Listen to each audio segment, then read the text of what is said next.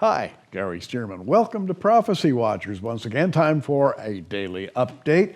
And we have a couple of good friends in studio with us today, Tom Horn and Josh Peck from Skywatch TV. Welcome to Prophecy Watchers, guys. Great to be here, Gary, as always. Oh, it's always good to sit around and talk about things we haven't had a chance to talk about for the last 2 or 3 months. Right. And we've got so much to talk about today. You've got a book, Tom, that you have co-authored with Josh. It's called Abaddon Ascending. And Josh has got a couple of books that we are carrying. They're both about strange subjects that nobody wants to read, right? Right. No, you will when you learn that quantum creation is very much a biblical subject and very, very interesting, not boring at all.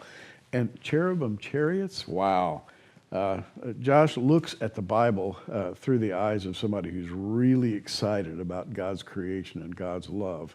And having said all that, where do we begin? Tom, what's going on with you? Yeah, well, everything's going great, and Skywatch is doing well. We're looking forward to joining you this coming October at the Blessed Hope Conference. October 13th through 15th in Norman, Oklahoma, and it's a beautiful venue, and we're very much looking forward to hearing your stem-winding, exciting, emotional, stimulating presentation, or whatever it may be. Well, as long as it doesn't happen, and if I look back and see you go, buzz, you know. He's already upsold. You don't have a choice now. Yeah. No, I mean, everything's been going really well. We're having the time of our life, you know.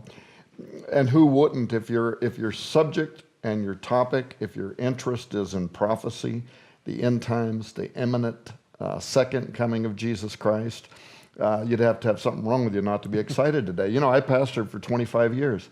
And during that period of time, you know, back in the 70s and 80s, I'd struggle to find something I could point at, right? So I could preach a prophecy sermon once in a while, right?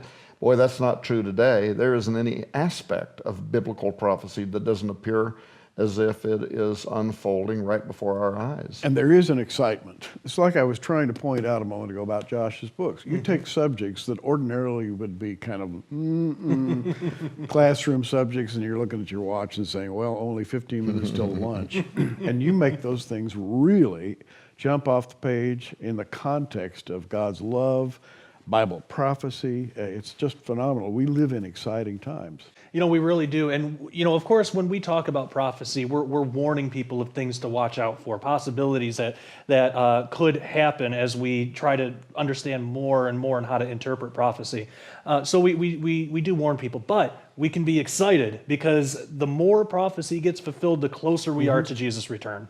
Amen. And there's I think a sense, you and Josh and I, Tom, have shared this. We all feel it's almost a nonverbal thing. You can't quite describe it, but we feel that there's something impending. Mm-hmm. And you know, there are few true scholars that I have followed for many, many years, you being one of them, Gary. In fact, I almost kind of blame you, by the way, for where I'm at today and the fact that I own a publishing house that focuses on a lot of this really edgy stuff. I'm being honest, like, you know, in the 1970s and the 1980s, my radio and TV programs were always tuned in to Gary's, you know, being on television. Southwest Radio Church too, right? Yeah, that's Emil right. Gavriluk and Noah Hutchings, and you guys had a way of taking science, but connecting the physics to the metaphysics or to Bible prophecy. And so that's why so much of what we do today continues to be motivated by those early influences, you know, of good scholarship, and yet making the Bible alive and making it timely, connecting it with the events of the day and making us understand the world around us, but in light of God's timing, God's plan as it's unfolding, right?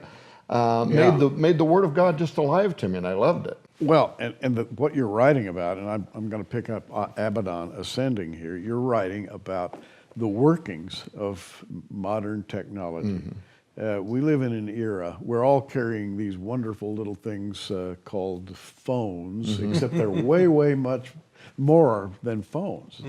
They are the precursors of what might be a universal link between some master control center and other human beings. In other words, we seem to be on the verge of fusing ourselves together into one high intelligence. Right.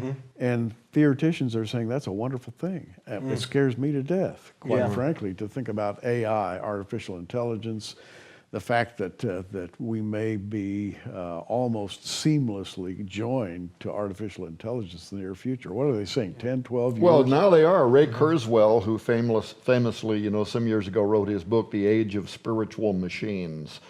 And Kurzweil's got a pretty good track record of forecasting when certain things would happen. He guessed to the year when a computer would beat a master chess player and things like that. He's also an inventor, and he holds all these different patents. And originally, he said the year 2045 is when we would reach when we would reach the singularity, technological singularity. So you have strong artificial intelligence, not the kind of artificial intelligence that Google uses today to try to guess what you're looking for on the internet, but rather an artificial mind, a computer that reaches consciousness. And so we ask the question, are we talking about that moment when life will be given to the image of the beast, right? Yeah. Did the Bible foresee technological singularity? But recently he was in the news again, and he's drawn his date closer now. Now he's saying it's going to be here within about 12 years.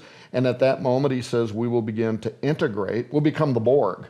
We'll start becoming one with machine intelligence. Yep. And I have another fear, and I was talking to Josh, and we watch sci-fi productions just because it sort of lets you know where the secular world is coming from. Yeah. And they're all preoccupied now with creatures from beyond another dimension who are coming to try to destroy humanity, which is very much a biblical idea. Yep. But now it's in sci-fi. But along that line, what really frightens me is artificial intelligence, because if you create artificial intelligence and then eventually in 2, 3, 4 generations develop the ability to place it in a functioning body and make what is called a robot, except it really wouldn't be what we call a robot, it would be something else. And that creature, I think, would have the capability of being inhabited by another mind.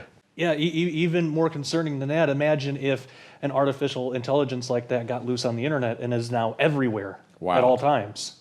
And they're about there now. Yeah, and then integrating, back to Kurzweil, and this is a transhumanist idea, but it's very popular, that we'll have brain chips or we'll have devices that can read and connect our brains with these computer systems so that you can accelerate learning, all these other wonderful, wonderful things. But the thing is, by connecting our brain to an AI system, you've created a two-way doorway. It's this old fear, the ghosts in the machine. Absolutely. Right? That if that thing can become inhabited and you're connecting it to your brain, you've literally provided a gateway into your mind, into your soul, into your consciousness. My idea of, if you will, hell on earth would be that intelligent creation, that machine, becoming inhabited by an evil spirit. Yeah, and that's probably essentially what it would be. And we talk about this in Abaddon Ascending, that physicists at CERN right now are really struggling to understand what consciousness is, because they do want to develop an artificial intelligence. And this isn't, a conspiracy theory from somebody's blog. This is right on their website, on the CERN website. They want to create an artificial intelligence, they say, to be able to process all the data that the LHC produces, because it does produce a lot of data, way more than any one person or team can go through. Yeah. So that's their reason that they give, But I think there's a deeper reason, a more nefarious reason. I think that they believe this might be one way that they can call up Abaddon or Apollyon, and if they can do that, just like you said, this artificial intelligence might not be artificial at all. This might be a vehicle for a spirit to inhabit. And how would we know the difference, And in the age of the Antichrist, Daniel talks about the Antichrist and says that he will worship a God whom his fathers knew not. Right. Who is that God and where does he come from? And that's exactly what you're talking about. Yeah. Right. Some kind of a very dark, evil force finding an avenue via the workings of science, finding an avenue to implant itself either in the Antichrist or his clone, the image of the beast. Yeah. And So- unless people think that, okay, these are just some prophecy guys, technophobes,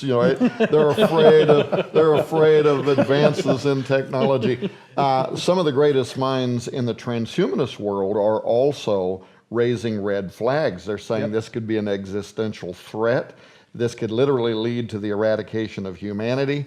In the documentary film that you have in your store called Inhuman, we interviewed Hugo de Garis, who wrote The Artilect War. He's an agnostic. We think we've got him over to, he was an atheist. We've got him over to be an agnostic, and we're still working on him. Okay. But he believes that the advent of strong artificial intelligence is going to lead to a war that he calls a gigadeath war. Literally billions of people are going to die. It's a Terminator, Skynet type mindset, and yet Hugo de Garis is eminently qualified. He was the top artificial brain developer for Xi'an University in China for the last 20 years. This is what he did, right? He's helping build the very machine that his nightmares tell him could literally declare war on humanity. So he doesn't have anything to gain by telling people that, It's not Yeah. like he's going to...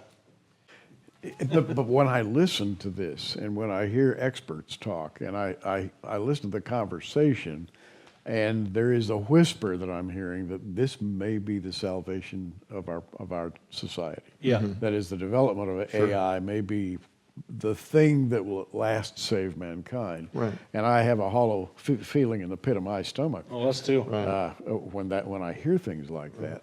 Well, it's a religion. Transhumanism is a religion. You can Google and read this term, the rapture of the nerds. But it's a real term that they believe that they're going to reach immortality, which is a religious idea. The singularity is their moment of rapture when we're all going to be transformed into these new eternal selves. But at the forefront of it, it is a religion. And where does every non-Christian religion emanate from? That's the spooky part, right? There is a spirit behind this idea. And it's a spirit of Antichrist. It's a true Antichrist religion by biblical definition. And what more can you say except that everything we're talking about right now augments the study of Bible prophecy. It just brings it to a greater level of reality. Absolutely. And that's why we're all excited about the time in which we live. It's so stimulating to talk to you guys. We could sit here for another hour and do this. We're out of time.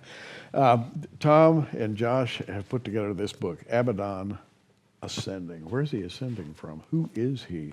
Can you find him in the Bible? All kinds of questions. And by the way, what does he have to do with these experimenters we've been talking about? He has everything to do with them, right? Yes. I mean, they've created a little universe over there on the border between Switzerland and France.